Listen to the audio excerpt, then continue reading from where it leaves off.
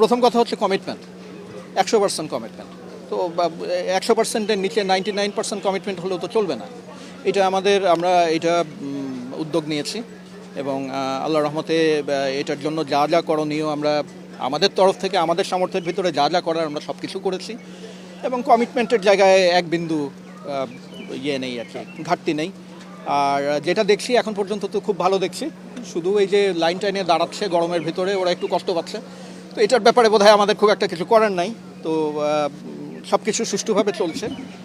এখন পর্যন্ত এমন কিছু শুনিনি যেটা নিয়ে খুব কনসার্ন হওয়ার কারণ আছে। পরিবেশও যথেষ্ট ভালো, আপনারাও দেখছেন, আপনাদের নজরদারিতেও আছে। আপনাদের সহযোগিতা কামনা করছি এবং আমরা সবাই মিলে আমার মনে হয় যে আমাদের যে সদিচ্ছা আছে এটা যদি আমরা বজায় রাখতে পারি তো খুব সুন্দর করে ইলেকশনটা হয়ে যাবে। আমি জানতে চাই স্পেসিফিকভাবে কোথায় তাদের পোলিং এজেন্ট ঢুকতে দেওয়া হয়নি। কাজেই এই ধরনের কথা বললে আপনাদের সুনির্দিষ্ট তথ্য দিয়ে কথা বলতে হবে যে অমুক জায়গাতে বা ওইখানে পোলিং এজেন্ট দেওয়া হয়নি। কাজে এসব কথা আমি অ্যাড্রেস করবো না। এটা ইউনিভার্সিটির বাইরেটা আমাদের জুরিসডিকশনের বাইরে। এখানে আইন শৃঙ্খলা রক্ষাকারী বাহিনী যারা আছেন তারা সবাই সচেষ্ট আছেন যে বাইরে যেন কোনো খারাপ পরিস্থিতির সৃষ্টি না হয়।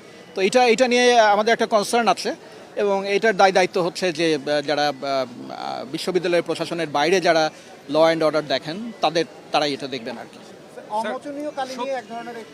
আমি শুধু বলবো যে আপনি যদি উদ্দেশ্য প্রণোদিতভাবে কালি লাগানো মাত্র ঘষাঘষি না করেন, একটু শুকানোর সময় দেন, কালি উঠবে না ইনশাল্লাহ। তাদের তো চেষ্টার কোনো ত্রুটি নাই। আমাদের 6টা ওএমআর মেশিন আছে, 6টার জায়গায় 12টা ওএমআর মেশিন জোগাড় করতে পারলে বোধহয় আরেকটু আগে হতো, কিন্তু আমাদের আছে 6টা।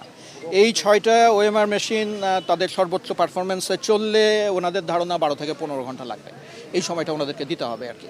তবে আমি যেটা সবাইকে নিশ্চিত করতে চাই যে ভেতরে তো থাকবেনই, বাইরেও ডিসপ্লেতে সমস্ত কার্যক্রম আমাদের সমস্ত ছাত্রছাত্রী, ইনফ্যাক্ট সমস্ত দেশবাসীর সামনেই আমরা উন্মুক্ত করে দেবো আর কি। সবাই দেখবে কি হচ্ছে না হচ্ছে, সময় লাগলে কেন সময় লাগছে, তাড়াতাড়ি হলে কেন তাড়াতাড়ি হচ্ছে, সবাই এটা দেখবে।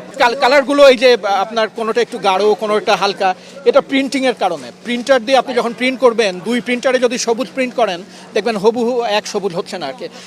এইটা ওই পোলিং এজেন্ট এবং প্রিজাইডিং অফিসাররা খুব পরিষ্কার করে সবাইকে বলে দিচ্ছেন এইটা নিয়ে কোনো সমস্যা হচ্ছে না। এখানে নাম্বারও আছে।